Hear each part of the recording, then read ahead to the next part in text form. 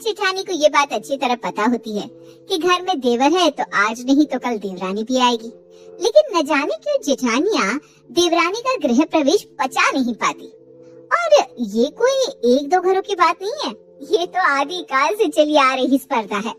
ये कहानी है राजस्थान के एक छोटे से कस्बे की, जहाँ पर एक बहू की मुंह दिखाई की रस्म चल रही है।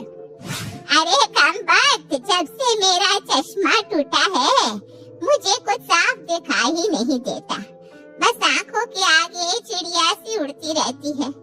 अरे कम्मो, तू ही देख के बता दे कैसी है नई बिंदनी।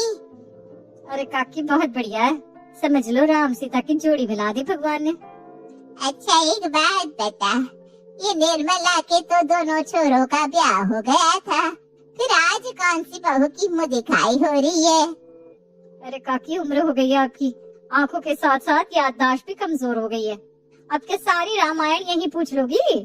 चलो मैं आपको खुली हवा खिलाकर लाती हूँ। कम्मो काकी का हाथ पकड़कर बाहर ले जाने लगती है। अरे आ गया याद, छोटे का तलाक हो गया था ना, इसका ही दूसरा ब्याह करके लाए होंगे। कम्मो काकी को लेकर बाहर जाने की कोशिश तो बहुत करती है, लेकिन बाहर जाने से पहले ही काकी सारी बातों से पर्दा हटा चुकी थी। अरे वाह काकी जियो, आज तो तुमने मेरे मन की आवाज सुन ली, अब आएगा मजा। अब ये गंजन घर छोड़कर कुछ ही देर में यहाँ से 9 2 11 हो जाएगी, और फिर घर में जो भूचाल आएगा वो अलग।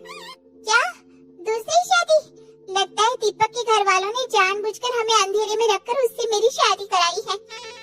दुल्हन गुंजन बहुत सोचती है और उसके बाद यही निर्णय लेती है कि अब जो हो गया सो हो गया, उसे बदला तो नहीं जा सकता, इसलिए वो अपने रिश्ते को छोड़कर भागेगी नहीं बल्कि उसे आगे बढ़ाएगी। माँ जी, मुझे पता चल गया है कि दीपक तलाकशुदा है, लेकिन इस बात का दुख मुझे हमेशा रहेगा कि आपने झूठ बोलकर शादी की। बहू गुंजन की बातों का सास के पास कोई जवाब नहीं था, साथ ही वो अपने बेटे की दूसरी शादी को किसी भी सूरत में तोड़ना नहीं चाहती थी, इसलिए बहू के गुस्से का वो बहुत प्यार से जवाब देती है। बेटा, मैं बस अपने बेटे का घर बसाना चाहती थी, इसके अलावा मेरे मन में कोई और छल कपट नहीं था। दीपक की पहली पत्नी ने अपने पिता के दबाव में शादी की थी, पर वो शादी निभाना नहीं चाहती थी। आखिर कितने दिन तक उसे जबरदस्ती की शादी में बांध सकते थे, इसलिए दीपक ने तलाक देकर उसे मुक्त कर दिया। पिछली बातें भूलकर मैं नए सिरे से रिश्ता शुरू करना चाहती हूँ। अब आप भी वो सब भूल जाइए, वही हमारे नए रिश्ते के लिए अच्छा होगा। 6 साल हो गए मुझे इस घर में, लेकिन मुझसे तो माँ जी ने कभी इतने प्यार और लाड से बात नहीं की, और इसे देखो, इसने आते ही माँ जी की कमजोर नस को दबाकर अपनी तरफ कर लिया। जेठानी